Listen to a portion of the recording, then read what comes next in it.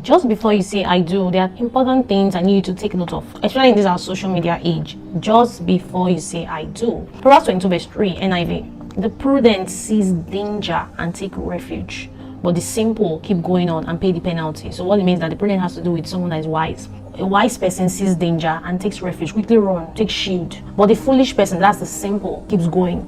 So you can imagine somebody seeing red flag, the person is calling it green. You understand? Somebody sees yellow, the person is calling red. So sometimes people just mix colors and don't have an understanding of certain things. People can see glaringly that this person there's something wrong with this person, but they just keep on going. I don't know whether it's a thing with blindness.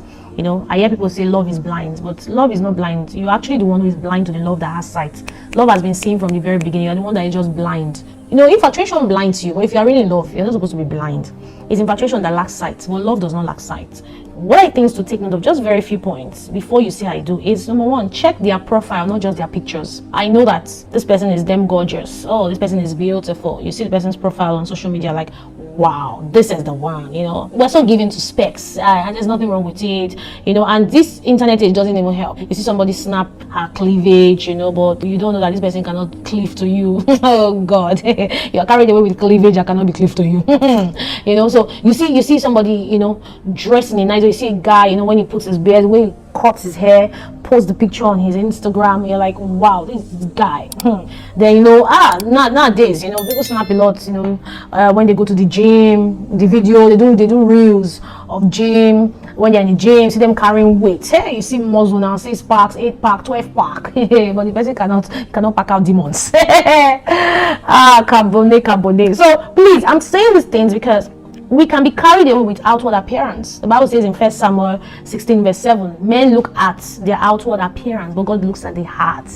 Outward appearance can be very deceitful. We're not saying that you shouldn't be attracted to the person you should get married to. I'm not saying that you shouldn't love the way the person looks, the picture, and all of that. But beyond it, see, anyone can curate a feed, but not everyone can cultivate character.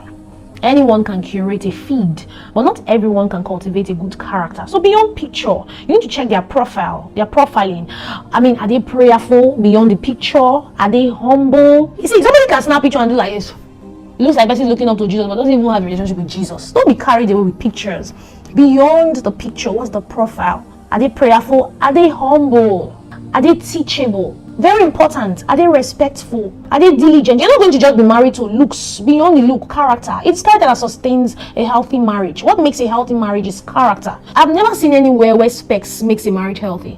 It's beyond specs, beyond the looks, beyond the whole picture, because a character can make you snap out of love. That's the truth. Even if a person snaps fine pictures, but when a person has bad character, he can snap out of love. Oh my God, is somebody getting blessed here now? See rhymes. So are they prayerful, humble, teachable, respectful, diligent, submitted to God, submitted to authority? These are things you need to look out for, because anybody can curate a feed. I said it before, but not everyone can cultivate a good character. So whilst you're carried away with the looks, the vibes, and the aesthetics, beyond it, look out for good character. Don't be fooled by their highlights. That's another second point. I'm using social media terms for you because we're in the social media age.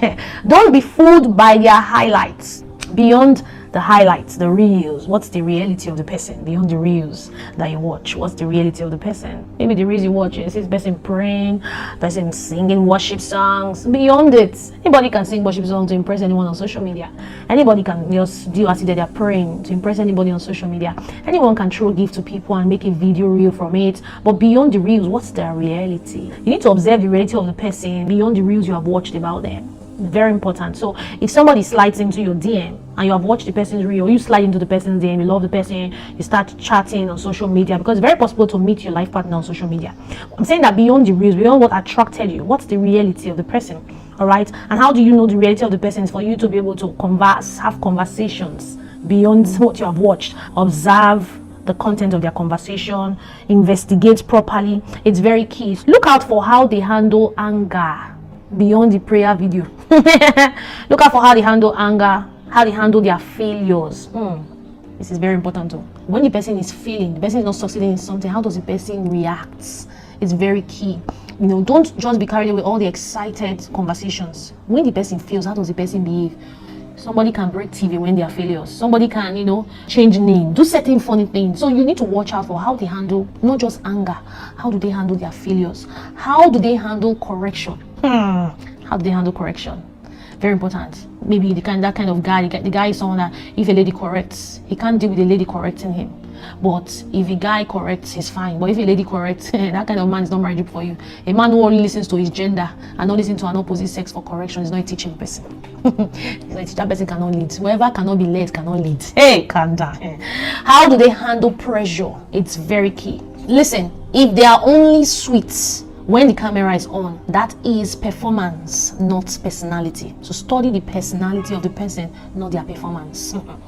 Don't marry their content, marry their character. I know sometimes the content may be a reflection of their character, but not every time. So beyond the content they post, find out about their character. Very key. All right, number 3, because this was number 2. Check for toxic comments. Beyond the caption that they create, check the comments, how they comment, how they respond to people's comments. Especially people who get them angry on Facebook or on Instagram, Twitter. Check how they respond. Check how they join the bandwagons to critique, fathers of faith, pastors.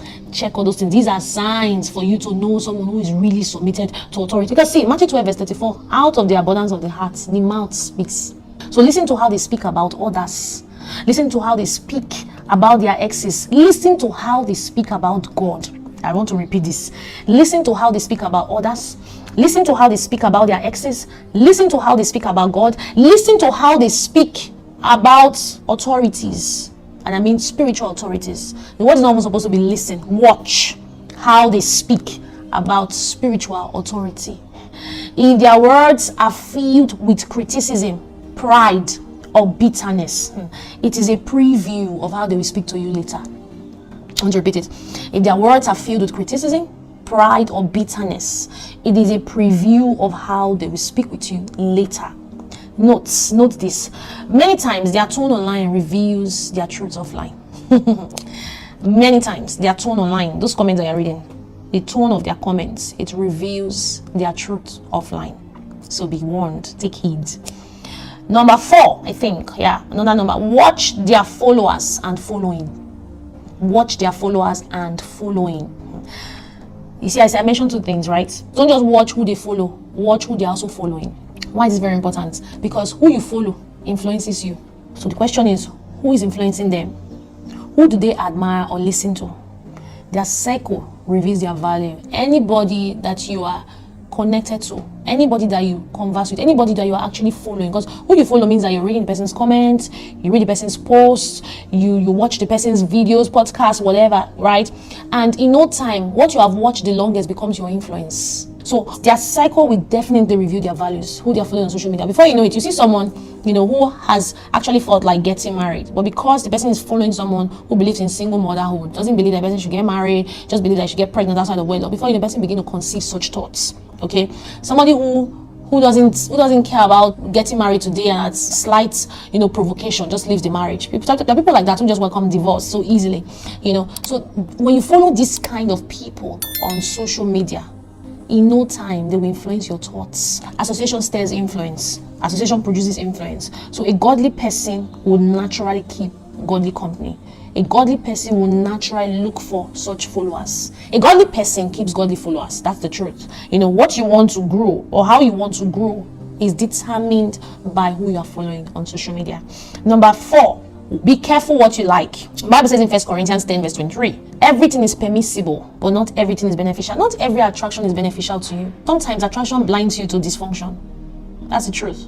So not every attraction is beneficial to you. That you're attracted to the person or the person is attracted to you doesn't mean that the person will be beneficial to you. So it's very important that you note that. Just because someone is your type doesn't mean that they're your tribe. I've met guys that, I've said it many times that, there was this guy that I really liked, fair, my spec. Yes, but we're always speaking the same language. We're not. He didn't understand what it is like to go serve in a church. He didn't understand what it is like to pray. He saw my going to church as boring. He saw me as a boring person because I always go to church. I always want to go for one church meeting or the other. Even when I'm serving in church, it feels like, what are you doing? What, don't you have anything you need to do with your life? And I was working, so it's not like I was jobless, just going to church to serve. I had my own job I know I was going to, but the guy saw me as someone that was jobless because I was serving. So you see, just because someone is your type doesn't mean that you're your tribe. Because someone that is your type that you're going to get married to, the person should speak your language, speak your values, speak what you believe in. It's very key. Speak who you believe in. If you believe in God, the person, you will see such produce with such a person. Somebody who believes in God, you know, you tell the person you are serving in church, that person is not going to doubt, the person is not going to argue. It's not going to be a debate. Do you understand? So just because someone is your type doesn't mean that they are your tribe. Don't just like someone's look. Don't just be attracted to someone just like the person, but they lack decency, they lack modesty. Do you understand? You know, I have a friend some years back. The person she got married to told her she wasn't this kind of person that would wear clothes that reveals her boobs, but this man told her that, you know what, I like you looking hurt, I like you looking hot, you know, dress for me, reveal your cleavage, I like to see it. You know, a man who tells you to make your private parts public does not believe in God. I'm telling you. The man doesn't have, in fact, anybody who promotes indecency doesn't believe in God. Because if you believe in God, decency is your lifestyle.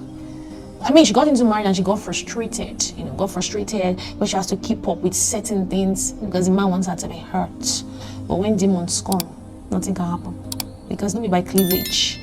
Anyone who tells you to expose your cleavage is not worth cleaving to. Take note of that. God bless you.